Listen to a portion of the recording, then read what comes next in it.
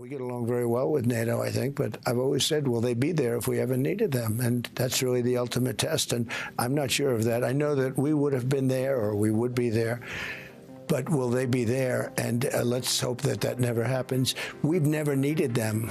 We have never really asked anything of them. You know, they'll say they sent some troops to Afghanistan or this or that, and they did. They stayed a little back, a little off the front lines, but we've been very good to Europe and to many other countries. Let me start by paying tribute to the 457 of our armed services who lost their lives in Afghanistan. I will never forget their courage, their bravery, and the sacrifice that they made for their country. There are many also who were injured, some with life-changing injuries. And so I consider President Trump's remarks to be insulting and frankly appalling. And I'm not surprised they've caused such hurt to the loved ones of those who were killed or injured, and in fact, across the country.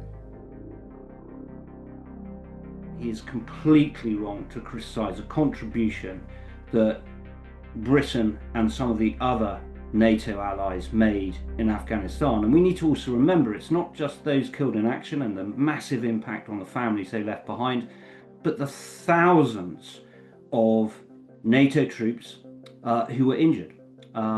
This country alone, 3,000 plus serious combat injuries as a result of being wounded on the battlefield.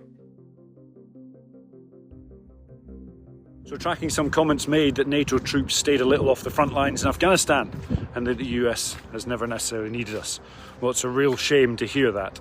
The only time NATO has ever enacted Article 5 was after the 9/11 terrorist attacks, when the United States and the world rallied to the support of the US. Our agencies, our forces, our politicians, we all stood together, shoulder to shoulder, and responded. On Afghanistan, frankly, this is utterly ridiculous. Many courageous and honourable service personnel from many nations fought on the front line. Many fought way beyond it. I'd served 5 tours in Afghanistan. Many alongside my American colleagues. We shed blood, sweat and tears together. And not everybody came home.